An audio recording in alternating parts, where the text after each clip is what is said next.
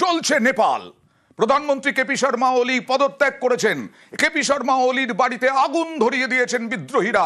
বিদ্রোহীদের চাপে অবশেষে পদত্যাগ করতে বাধ্য হলেন কেপি শর্মা ওলি। গতকাল থেকে যে আগুন জ্বলছিল নেপালে, তা আরো বিস্ফোরণ হলো গতকাল 19 জনের মৃত্যুর পর। জানা যাচ্ছে যে এই কেপি শর্মা ওলির নির্দেশেই নাকি দেখামাত্র গুলির নির্দেশ দিয়েছিলেন। আর প্রধানমন্ত্রীর বাড়িতে তার প্রতিশোধ দেখুন, প্রধানমন্ত্রীর বাড়ির ভেতরের ছবি দেখুন। প্রধানমন্ত্রী কেপি শর্মা ওলি, তার বিরাট মন্ত্রিসভা, সেই মন্ত্রীদের নাকি রাজতন্ত্রের থেকেও এলাহি জীবনযাপন, আর মানুষ বেকার, খেতে পাচ্ছেন না, চাকরি নেই, সোশ্যাল মিডিয়ার মাধ্যমে রোজগার করেন, আর বিত্তশালী হয়ে যাচ্ছেন মন্ত্রীরা, মন্ত্রীর ছেলেমেয়েরা। সেই ক্ষোভ ধীরে ধীরে পুঞ্জীভূত হতে হতে এই সোশ্যাল মিডিয়া ব্যান এটা অনুঘটক হিসেবে কাজ করলো। প্রধানমন্ত্রীর বাড়ি দাউ দাউ করে জ্বলছে। কেপি শর্মা ওলির বাড়িতে আর কোনো কিছু অবশিষ্ট নেই, সব কিছু একেবারে আগুনের মধ্যে ফেলা হচ্ছে, দাউ দাউ করে পুড়ে ছাই হয়ে যাচ্ছে। উচ্ছ্বাস দেখুন, বিদ্রোহীদের উচ্ছ্বাস, বিক্ষোভকারীদের উচ্ছ্বাস, আর এই মুখগুলো দেখুন, একেবারে জেন জি একেবারে বলা হচ্ছিল 1997 থেকে 2012-র মধ্যে যাদের জন্ম, তারাই রাস্তায় নেমেছিলেন, তারাই এই আন্দোলনের একেবারে সামনের সারিতে। কিন্তু পেছন দিক থেকে কোনো ইন্ধন ছিল? রাজতন্ত্রের সমর্থকরাও ছিলেন পেছনে, এরকমটাও জানা যাচ্ছিল। উচ্ছ্বাস দেখুন। মৈত্রেয়ীর সঙ্গে কথা বলবো। মৈত্রেয়ী, অপশাসন, অভিযোগ, পাহাড় প্রমাণ, দুর্নীতি, তার মানে কি অবস্থায় ছিলেন নেপালের মানুষ, যেভাবে প্রধানমন্ত্রীর বাড়ি পুড়িয়ে দেওয়া হলো, এবং তারপরে উচ্ছ্বাস। মৈত্রেয়ী, একেবারে দেখো, শুধু প্রধানমন্ত্রীর বাড়ি নয়, পার্লামেন্টের ভেতরেও যেখানে বিক্ষোভকারী যুবারা যাকে বলা যেতে পারে, জেন জি, তারা প্রবেশ করেছে এবং তাদের যে উচ্ছ্বাস দেখা যাচ্ছে প্রধানমন্ত্রী ওলির পদত্যাগের খবর পাওয়ার পরই, তাদের বক্তব্য যে দীর্ঘদিন ধরে যে অপশাসন চলেছে, যেভাবে করাপশনে ছেয়ে গেছে প্রশাসন, এবং যেখানে একেবারে নির্দিষ্ট কিছু মানুষ যারা একেবারে সমাজের ওপরের তলার মানুষ, বিশেষত যারা রাজনীতির সঙ্গে যুক্ত, যারা সরকারে রয়েছেন, তাদের পকেট ভারী হয়েছে, এবং যারা নেপালের যারা গরিব ছেলেমেয়েরা রয়েছে, যারা মধ্যবিত্ত নিম্নবিত্তরা রয়েছেন, তাদের ভবিষ্যৎ অন্ধকারের দিকে ঠেলে দিয়েছেন। ফলে সেই জায়গায় দাঁড়িয়ে প্রধানমন্ত্রীর ওলির পদত্যাগ তাদের সামগ্রিক জয়, তাদের আন্দোলনের সামগ্রিক জয় বলেই মনে করছেন বিক্ষোভকারীরা।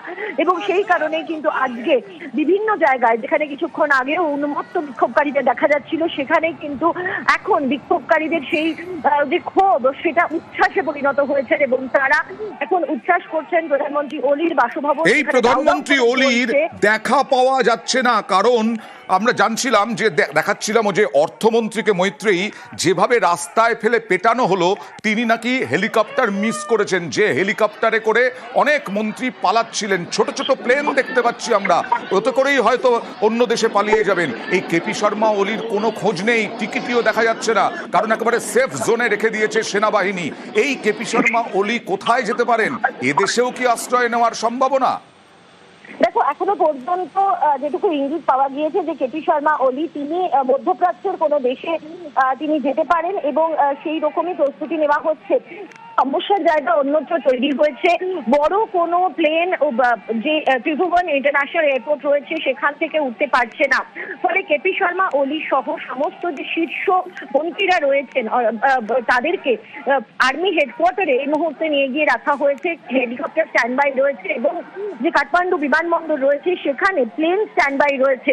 কিন্তু সেখানে যেহেতু বিক্ষোভকারীরা একাধিক জায়গায় তার আশেপাশে ড্রোন ওড়াচ্ছেন, তারা ফায়ার ওয়ার্কস চালাচ্ছেন, ফলে প্লেনের ওঠানামার ক্ষেত্রে সমস্যা হয়ে যাচ্ছে। ফলে সেই কারণে এখনো পর্যন্ত কিন্তু কোনো প্লেন সেখান থেকে টেক অফ করতে পারছে না। ফলে যেটা মনে করা হচ্ছে যে তাকে চেষ্টা করা হবে সেফলি বের করে দেওয়ার। তবে এখনো পর্যন্ত সেনার নিরাপত্তাতেই ওলি রয়েছেন।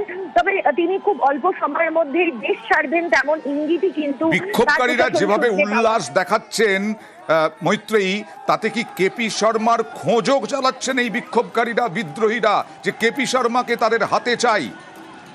দেখো সেরকমই কিন্তু তাদের বিক্ষোভের শুরুটা কিন্তু সেরকম ভাবেই ছিল, যখন তারা প্রধানমন্ত্রীর বাসভবনে তারা যখন বিক্ষোভ দেখাতে তারা যখন ঢুকে পড়েন এবং যখন ভাঙচুর করেন, তাদের কাছে এই তথ্য ছিল না যে কেপি শর্মা ওলি তার সেই বাসভবনে নেই। তিনি যেখানে সমস্ত মন্ত্রীদের বাসভবন রয়েছে এবং যেখানে প্রধানমন্ত্রীরও বাসভবন রয়েছে, সেই ঘেরাটোপের মধ্যেই প্রধানমন্ত্রী রয়েছেন, যদি সেখানেও কিন্তু ঢোকার চেষ্টা করে বিক্ষোভকারীরা, ফলে তাদের একেবারে নজর ছিল সেই সমস্ত মন্ত্রী এবং শাসকদের ওপর যারা দিনের পর দিন তাদেরকে নির্যাতনের মুখে ঠেলে দিয়েছেন, যাদের পাহাড় প্রমাণ করাপশন এবং দেশটাকে আরো তলানির দিকে নিয়ে গেছে, যারা ইউথরা রয়েছে তাদের বিপদের মুখে ঠেলে দিয়েছে। শিক্ষা, স্বাস্থ্য থেকে শুরু করে একাধিক পরিকাঠামোর হাল বেহাল হয়ে গিয়েছে এবং সেখানে চাকরির কোনো জায়গা নেই। এবং তারপরে যে সমস্ত যুবারা যারা সোশ্যাল মিডিয়ার মাধ্যমে কিছুটা রোজগার করছিলেন, তাদেরও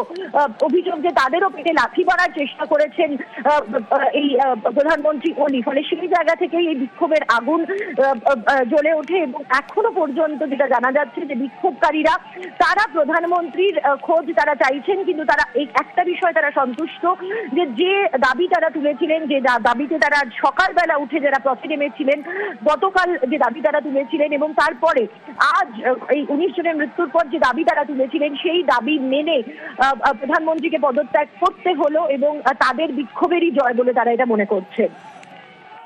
আমি আসবো মৈত্রী, তোমার কাছে আসবো এই মুহূর্তে। আরো একবার নিউজ 18 বাংলায় যারা চোখ রেখেছেন তাদের জন্য জানাই যে দেখছেন বিক্ষোভকারীরা উল্লাস উচ্ছ্বাসে মেতে উঠেছেন, কারণ কেপি শর্মা ওলিকে তার পদ থেকে একেবারে টেনে নামিয়েছেন বিক্ষোভকারীরা। জেন জি প্রধানমন্ত্রীর ইস্তফায় উল্লাস বিদ্রোহীদের, দেখুন সেই ছবি।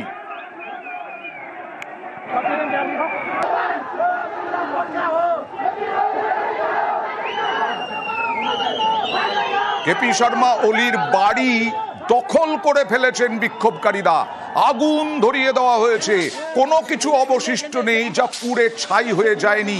দেখুন সেই বাড়ির ভেতরে একেবারে এলাহি জীবনযাপন প্রধানমন্ত্রীর এবং তার মন্ত্রিসভার, কিন্তু সাধারণ মানুষ খেতে পাচ্ছেন না, চাকরি নেই, বেকার, অভাব, সমস্ত কিছু। তার সঙ্গে অনুঘটক হিসেবে সোশ্যাল মিডিয়া ব্যান, যে সোশ্যাল মিডিয়ার মাধ্যমে রোজগার করতে শুরু করেছিলেন নেপালের বহু মানুষ, সেই জেন জি তারা একেবারে বিক্ষোভের আগুন জ্বালিয়ে দিলেন প্রধানমন্ত্রীর বাড়িতে। প্রধানমন্ত্রীর বাড়িতে ঢুকে আমরা এরকম শ্রীলঙ্কাও দেখেছিলাম, বাংলাদেশেও দেখেছিলাম, সেই প্রধানমন্ত্রীর বাড়িতে ঢুকে সমস্ত ঘর তছনছ পুড়ে ছাই হয়ে গেল, সমস্ত আসবাবপত্র পুড়ে পুড়িয়ে ছাই করে দিলেন বিক্ষোভকারীরা। আর তার জেরে এবং তারপরে কেপি শর্মাকে নির্দেশ দেওয়া হলো সেনাবাহিনীর প্রধানের পক্ষ থেকে যে পদত্যাগ করুন, কারণ দেশ একেবারে ভয়ঙ্কর অবস্থায় চলে যাচ্ছে, আগুন জ্বলছে নেপালে। কেপি শর্মা তার কয়েক মিনিটের মধ্যে পদত্যাগ করলেন, প্রধানমন্ত্রী পদ ছাড়লেন। এটাই উদ্দেশ্য ছিল এই জেন জির এবং তাতেই উল্লাস। অর্থমন্ত্রী, একজন দেশের অর্থমন্ত্রী, তিনি দৌড়চ্ছেন নেপালের রাস্তায়, লাথি খাচ্ছেন, ঘুষি খাচ্ছেন, কিল চড় খাচ্ছেন। যে অর্থমন্ত্রী দেশের অভিযোগ এই অর্থমন্ত্রী সেরকমভাবে দেশের অর্থনীতিকে এগিয়েই নিয়ে যেতে পারছিলেন না, চাকরি ছিল না যুবকদের। এবং সেই জেন জি এই মুহূর্তে দেখুন একজন দেশের অর্থমন্ত্রী, তিনি পালিয়ে যাওয়ার চেষ্টা করতেই তাকে ধরে বেঁধে লাথি মেরে, ভয়ঙ্কর ছবি। এরকম ছবি সাধারণত দেখা যায় না। নেপালের সংসদ ভবন, সেই সংসদ ভবনও দখল করে নিয়েছিলেন বিক্ষোভকারীরা। আগুনে, বিরাট আগুন, ভয়াবহ আগুন, আগুনে জ্বলছে সংসদ ভবন। গণতন্ত্রের ওপরে আস্থা নেই, এটাই বুঝিয়ে দিচ্ছেন জেন জি। কারণ 14 বার 17 বছরের মধ্যে, মাত্র 2008 সাল থেকে 17 বছরের মধ্যে 14 বার সরকার বদল হয়েছে। সরকার বদল হয়েছে কারণ যে সরকার এসেছে সেই সরকারের কোনো রকম ক্ষমতা ছিল না। সেই সরকার অভিযোগের দুর্নীতির অভিযোগের পাহাড়ে একেবারে পাহাড় করে তুলেছিলেন। এই রকমই অভিযোগ বারবার এসেছে প্রত্যেকটি সরকারের কাছ থেকে। সেই সরকারে গণতন্ত্রের কোনো আস্থা নেই, তাই সংসদ ভবনে আগুন ধরিয়ে দেওয়া হলো।